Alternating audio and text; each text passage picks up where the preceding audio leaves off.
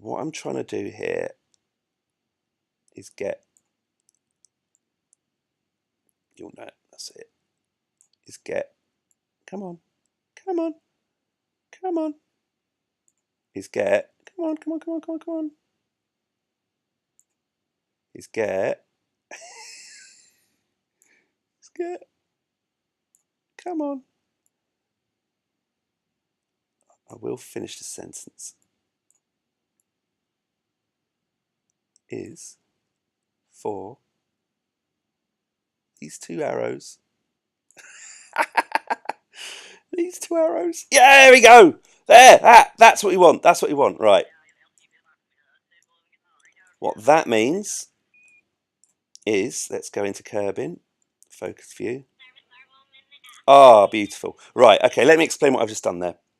I'm now setting up a maneuver node, which when we fire, oh, that's really good, will get us into orbit of Kerbin. Here is the planet Kerbin. You can see I've got loads of satellites, loads of little probes. And this purple line is the orbit I've just calculated just then. You'll see here the periaps is quite a bit south of the planet and quite far away. What I want to do is I want to bring this up into an equatorial position and get it about, I don't know, 300,000 meters from the planet. What I'm going to do is adjust this. It really is very, very fine controls. Try and get that periaps, this thing here, try and get that as close to the middle of the planet as I can. We're also coming in at a really steep angle, which we're going to have to sort out. I'm not hugely sure about that, but here we go. So if I just, you'll notice in this game it's basically a lot of fiddling all the time. Okay, I really shouldn't waste everyone's time by trying to get this too accurate. Oh, 27, yeah, that will just crash it into the atmosphere. I really shouldn't try and waste anyone's time by getting this to be too accurate, because when I fire the engines, it's not actually going to be that accurate. Right, okay. So, quick save. Let's point it towards the node. In case you're wondering, by the way, I reckon we've got, we've got this firing, then there'll be another firing, and then we circularize the orbit, and then we land. I promise you, the end will be spectacular.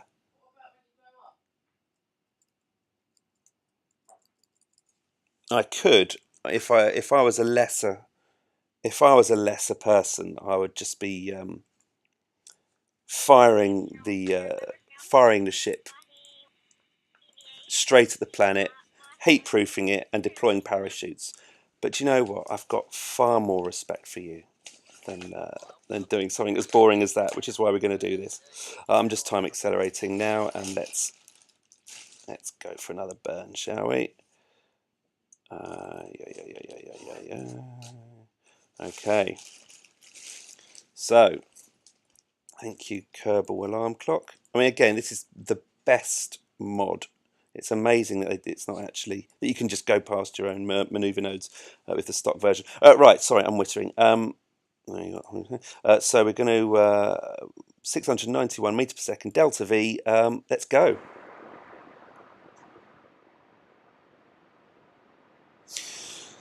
So this burn, if we look at what's happening,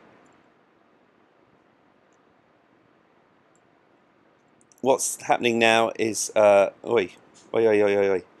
this blue line, which is our current orbit, is now changing shape.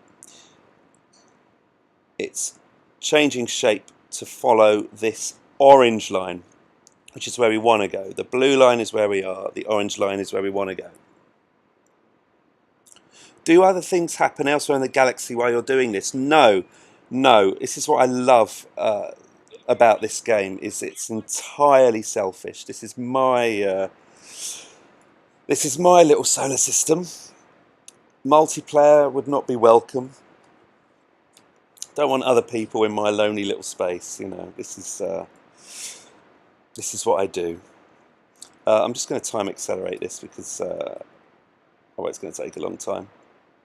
I'm not sure if the time acceleration's what's making it lose accuracy, but well, who wants to wait?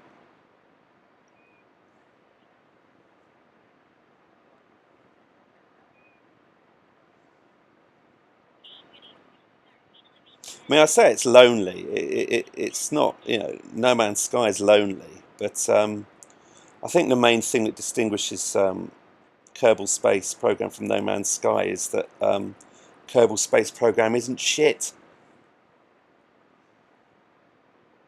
Right, so we're approaching 0. Oh, do I need to jettison this tank? No, I don't, not yet.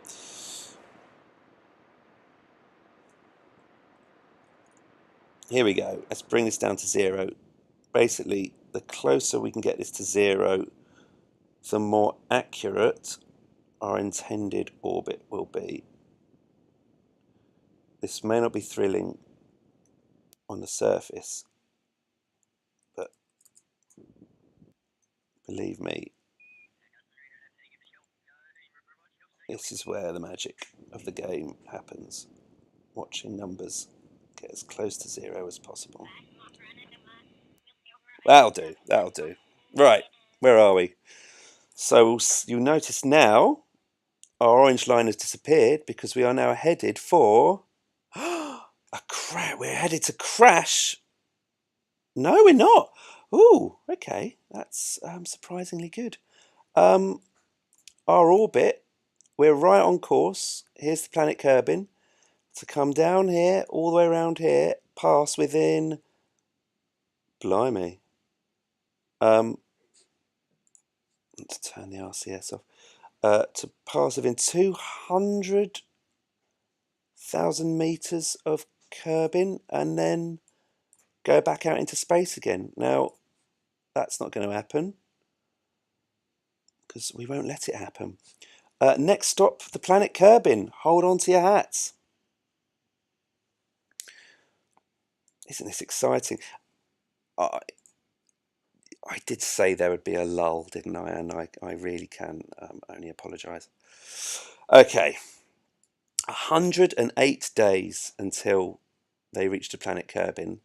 Let's just imagine what they might be talking about during that journey. Not much. I mean, you know, Jeb and Deswig, I think, have pretty much said everything they've ever had to say to each other and more. And let's not forget, Valentina isn't in the cockpit with them. She's at the front here, and they're in the guest pod at the back.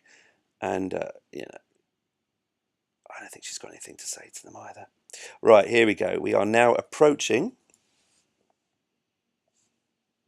Can we see it yet? Can we see home? Can we see home? Not quite. Can anyone see a planet?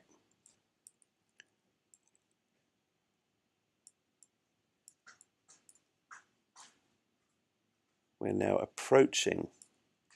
Look on the map. We are now approaching the planet Kerbin, which is somewhere around here. I'm going to quick save. Can't see it yet. Let's have a look. Okay. We are now within Kerbin's sphere of influence. We're well, what's 83,000 8.3 million meters above Kerbin. I'm not entirely sure where it is. Come on. So you see this altimeter here. This is now counting down to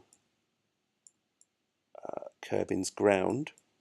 I'm really sorry. I'm sure you're all feeling a little bit motion sick with me spinning the camera around like this.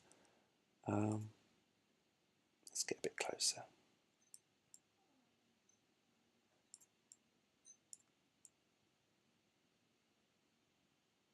Can anyone see a planet? Anywhere? Because there's the sun. What will happen is, in a minute, the planet's just going to jump out at me.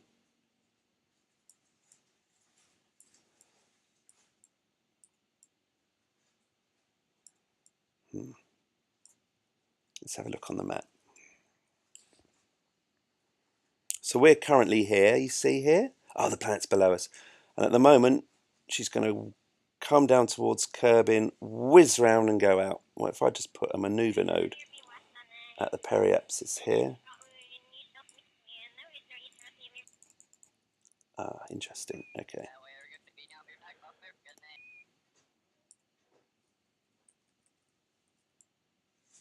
I think the planet's below us. Sorry about this lull again. I'm concentrating.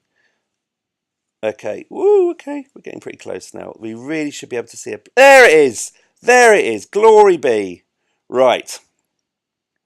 So,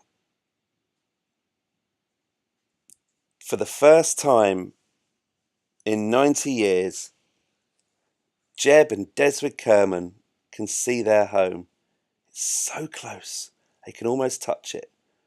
But they can't because it's, about, 2 million meters beneath them. What we're going to do is we're going to reach our periapsis and we're going to fire retro, which basically means we're just going to be slowing down and letting the gravity of Kerbin catch them. You see, it's so tantalizing, isn't it? And you know what? It's not even purple. You're not on a purple planet anymore, boys. I bet their eyes are ruined. Okay. So remember I said here, this is the retrograde. This is retrograde. Basically, the nose is currently pointing in the opposite direction to where we're travelling. You can kind of see this anyway. You can see that the ship's facing the wrong way, which is absolutely fine. Oh, the camera's changed. It means we're very, very close. Well, let's just fire the engines. So what we're doing now is we are slowing down. You can see here, this is our orbital speed. I think we achieve orbit around 2,800 meters per second. I'm looking at, well, let's turn this alarm clock thing off. I'm looking at this figure here, this apoapsis height. Once that starts not showing a negative number, that means we are in an orbit. Look how happy they look. They genuinely look thrilled. One thing I did forget to do, I forgot to put radiators on these nuclear engines, so there's still a chance that they will explode. Oh, hello. Oh, we are in, if I'm not very much mistaken, we're in a circular orbit, kind of. Right, let's bleed some speed off. So, as you can see now, our orbit's getting tighter and tighter. Okay, we are now firmly in orbit of the planet Kerbin at a wonky angle that's no good to anyone, but we're there.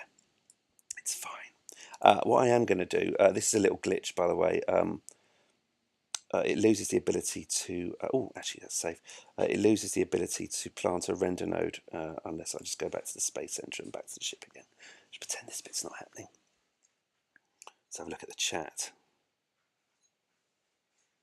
I hope Valentina bought the travel Scrabble.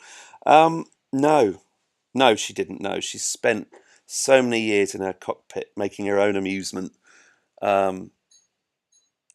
She has no time for such frivolities.